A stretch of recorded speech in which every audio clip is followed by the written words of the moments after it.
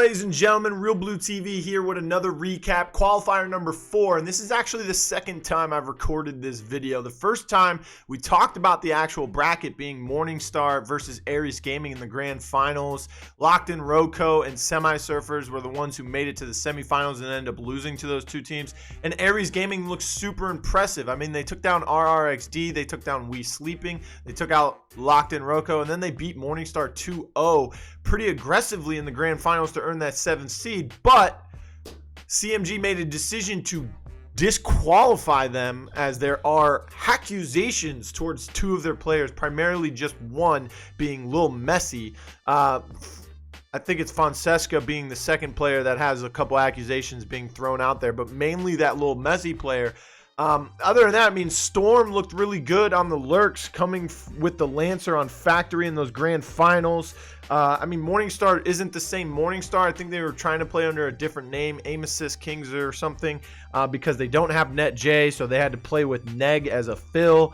Domes was playing things like Scorch, and then you have Highlight playing the Fixer. So it didn't look like they were at the top of their game like we've seen them before. You know, that is the third place team in the North American $8,000 main event. But Aries Gaming being disqualified, that's huge because that allowed Morningstar versus LockedInRoco to be the grand finals. We'll talk about that in a little bit, but Semi Surfers, one of those teams that made it all the way to semifinals just to lose once again. And this time, Maestro, Crump, Fathom, and Clo just couldn't keep up with Morningstar, even though they had Neg playing, so the chemistry wasn't at 100%. They did end up beating, or Semi Surfers did end up being Eggy. That was a really good match to watch. They went to game 1 Canals, and 7-0'd them fairly easy. But they brought out two snipers on Attack Fixer and Phantom on High Castle, and that didn't really help them in their favor. The High Castle map did go in favor of Eggy, and they played the defense and the attack a lot better than they did, of course, on Canals, since they scored 0 rounds there. But once they went to Vice, Delana, he was playing the Lancer on attack and didn't look too good. He was getting picked very early on, and that left his team in a 3v4 situation for most of the rounds. Other than that, because he was getting picked off, he wasn't able to get any good lurks, wasn't able to get any good flanks. He was being called out fairly early. No good utility usage from his smokes or Semtex either. So Delana really having to pick up his play there and have to practice his Lancer a little bit harder. But SJP was doing some big things, and he was actually playing the Fixer this time around. And Emit Payne, one of the better, if not the best console Paladins player to come over to Rogue Company, was playing things like Dallas this time around. That's something we haven't seen him play, but he was doing great with it, especially with that devotion in his hands.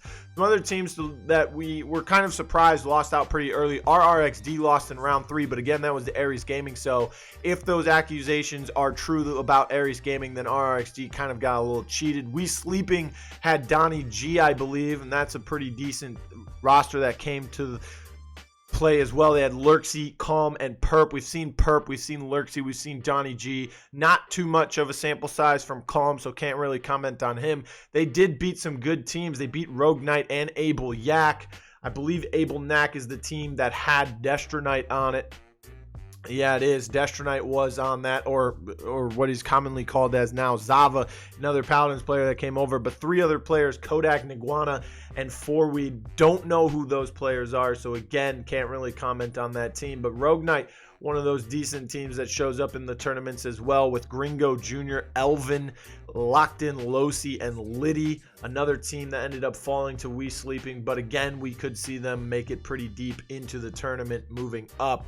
Flex was another team that made it to the quarterfinals that kind of surprised us, especially with players that we've never heard of. We know of Chabda, but other than that, we don't know the other players. SMK, Libelule, Genesis, and Para. I don't know which of those 3 they were playing with, but again, haven't seen much of them, so don't really know too much about them. We did see another team show up in Brave Chimpanzee, one of those default CMG names. Heroic, Cult, Trashy, and Vapor, this time with no Goxley. So they did make it to those quarterfinals, but they ended up losing to LockedIn. They had a pretty much easy bracket too. They took care of Ascena Esports, Too Quick for You, and Vital Effort. We've seen Vital Effort in the last bracket, but we haven't really seen anything impressive from them. Starless Esports playing with a sub, I believe.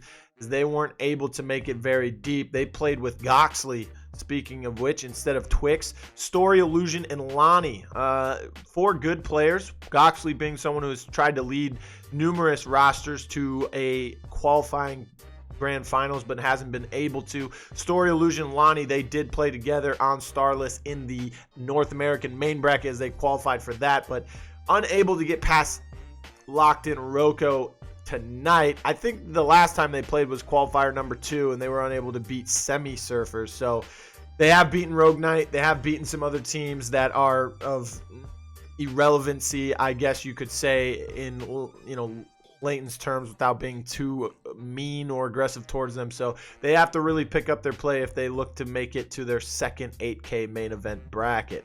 Other than that, I mean, all caps lock, they lost in round 3. Rogue lost in round 3 as well. Someone that really stood out to me was, I believe they were going under the name, it might have been Rogue.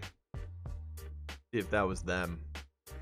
I was Rogue. So they ended up losing in round 3, but Sound Game, Brain, Control, Kings, and David, I think it's pronounced DEIVID, haven't really seen much of them. I did watch some of their stream from Brain's perspective in the first and second qualifier, I think. Might have been the second and third. But they did play in 2 of them. Or they did play in one of them. It was qualifier 3, most notably, that I remember, actually, now that I think about it off the top of my head. They played against Flex, and they didn't really look good at all. They made a lot of rookie mistakes. They were getting picked very early. I think they were playing on lockdown when I saw them, and they just looked like a pickup team that has never played Rogue competitive. But they have learned from that, and they moved on. The reason why I say they learned from that is because they lost to Semi Surfers, which is a very good team.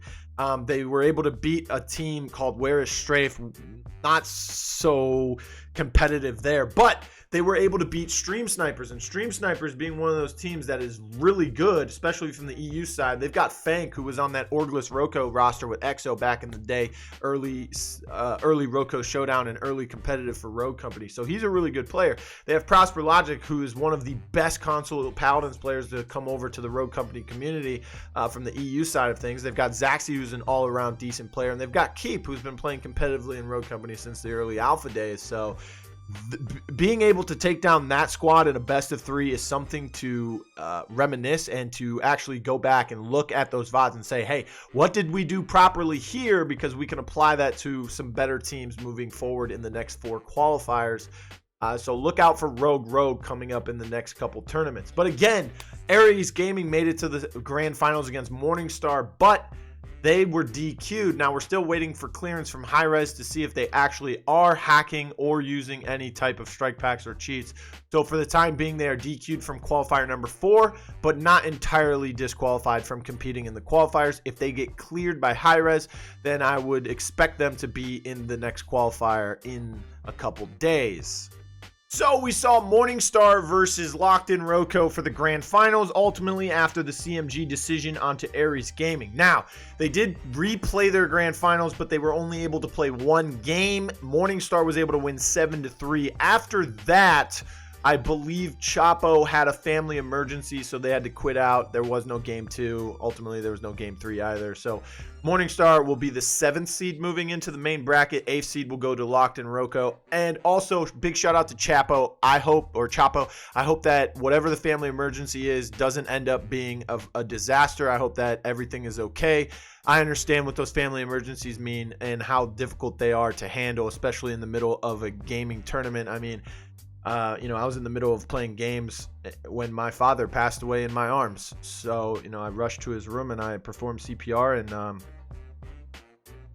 wasn't able to help him. So I understand what those situations are. Hopefully the situation for Chapo is not as dire as that. But, you know, that's just an example to go to say that, you know, everyone playing in these tournaments have IRLs too. And they all have things that they need to do in real life. And real life things always take precedent over gaming, especially of that matter. So I hope that Chapo and whatever is happening with him right now is going towards the way that he would like, and not the other way around, so to speak. But Congratulations to both teams. They do make it through to the main bracket, 7th and 8th seed accordingly. And the next qualifiers will be in after New Year's, I believe. I think it's on the 2nd. So I believe.